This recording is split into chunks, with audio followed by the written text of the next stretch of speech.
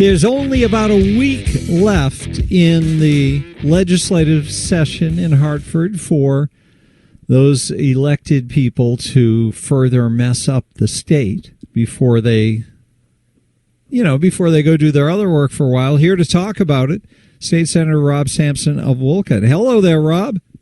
Hello there, Todd. Thanks for having me. Always good to get to hear what's going on through your eyes and your voice. Thank you for being here. I'm glad to be here. And you're right. It's just about a week to go. Next Wednesday at midnight is the end of the session. And I'm doing my best to stop those fellow lawmakers from doing more damage to the state. What's your number one priority in terms of the worst thing that they've got going? Oh, that's a really good question. I mean, there are so many bad bills that are before us.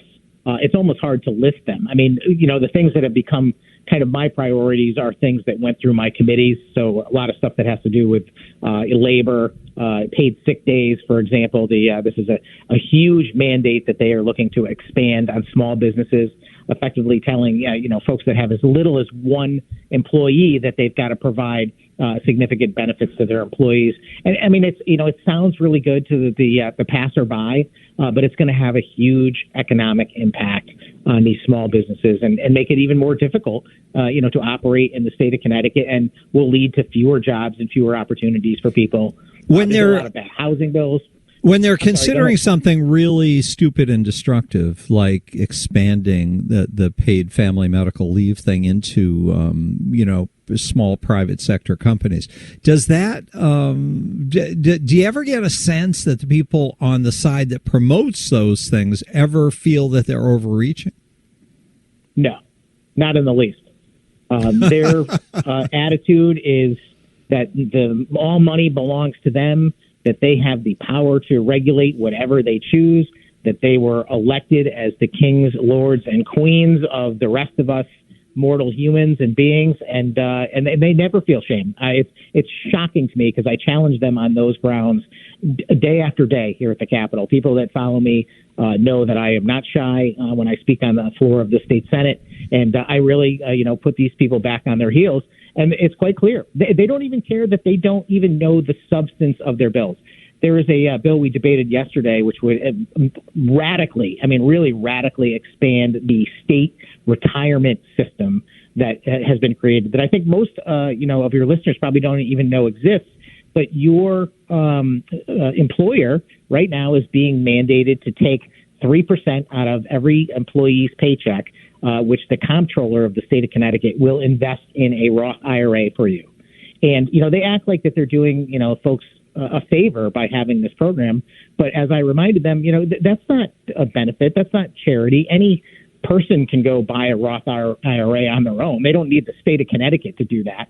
And now they're going to expand that so it's going to be a minimum of 5%. And the comptroller will actually have the ability to take out to 10% out of somebody's pay. And I'm just, thinking about people that, have payroll deduction who may not be paying close attention to what their paycheck actually looks like because they're already expecting the government taking loads of taxes out anyway. And you could end up finding out, a few months down the road that they've taken a substantial sum out of your paycheck. And there's no way to get that money back. It's going to be invested on your behalf, maybe for your benefit or maybe not. It's going to be invested by the state into, does the money have to go somewhere where it's safe, or can it be part of the general fund? The money is going to be invested by the comptroller into a Roth IRA on your behalf. But the comptroller will be deciding which funds are acceptable, and they'll choose which ones they go into. And I have so many concerns about, every aspect of this bill, Todd. But even in that regard, we have a state treasurer who likes to use politics in the state's investments. We're not going to invest in companies that, sell firearms, for example. It's not based on finances or smart investing. It's based in political gamesmanship.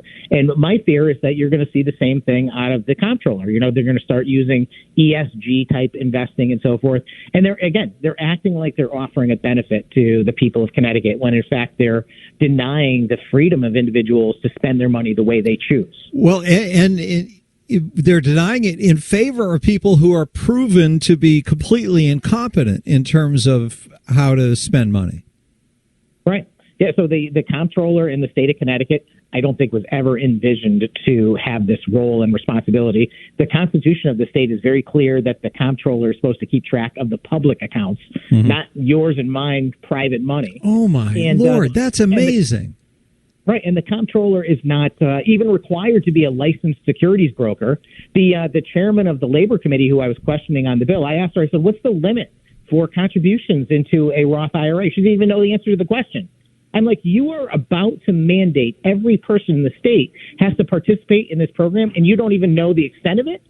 But that's how they operate, Todd. And I bring that up as an illustration when you ask me, do they care? Do they ever feel like they're gone too far? And the answer is no. They really don't. They pass bills all the time, not worried about the ramifications. If there are terrible consequences, their attitude is, we'll come back and fix it later. State Senator Rob Sampson is our guest. All right, what else is on the list of bad things that are still being considered? This stuff is still in flux, right? Yeah, again, I mean, there's hundreds of bills out there, ranging from, bills on housing, some labor stuff that I mentioned in the House today. I know they're debating the Green Monster Bill, which I have to admit, I haven't looked at it in any real depth because, a lot of these things at this late stage are still in flux. The committee process has become a joke in recent years here at the state capitol. And what I'm witnessing is that they're just passing titles out of the committee. And then when the bill finally hits the floor, they decide to change it up and it becomes some entirely different set of, requirements and bill language. So the normal process is that the committee, the people who are chosen to specialize in a certain area of legislation, that they have a concept, they pass the concept, but they're supposed to be passing a completed piece of legislation for everyone to consider before there's a vote of the entire House or Senate or both. And they're passing a title, and that title gets filled in with a language later that nobody has a chance to see before they vote on it. Precisely. And that, it used to happen once in a while, but now that seems to be the modus operandi of the majority. And what it does for them is it avoids a lot of pushback and complications and negative votes, obviously, when, in the committee process, because they're hiding what their true intent is. They're not going to tell us what they're actually going to fill the bill in until the last possible minute. It's a disgrace. It really is. And it is basically a shellacking, a covering up of the committee process and puts citizens at a disadvantage. I mean, the reason why we have a committee process is, for public input, for an opportunity to actually flesh out, where people in the public stand on this legislation and to give lawmakers a chance to debate and get it right before it's brought for final passage. And that's not happening. What's happening instead is we're getting a 100-page bill dropped in front of us with, 5 minutes. Sampson, you're going to have to vote on this, yes or no. Decide now. And that's just no way to do business. But my guess is that hearing what you're saying, it would make one think that, the Democrats just feel like they can do whatever they want to the Republicans, and therefore they're forcing Republicans to vote on legislation they haven't seen before. But they're also doing it, I would assume, to the Democrats in the legislature. It's the Democratic leaders who are sandbagging everybody, including the people of the state of Connecticut, by not letting anyone in the legislature know what they're actually voting for before they have to vote for it. Right. Thank you for making that point, Todd. It's absolutely true. They are not just putting the minority at a disadvantage. They're not just denying the public their input, but they're also putting their own members in a difficult position. But, those members, they sign up for that. And in the Connecticut legislature, there are basically 2-to-1 majorities of Democrats over Republicans in both chambers. And, there's a considerable number of members that are in swing districts. And, they're allowed to get a pass. If you don't want to vote on this one, with the majority, you can get a pass on this bill, so that those members can go back to their. So they never have to expose themselves for what they caused to happen.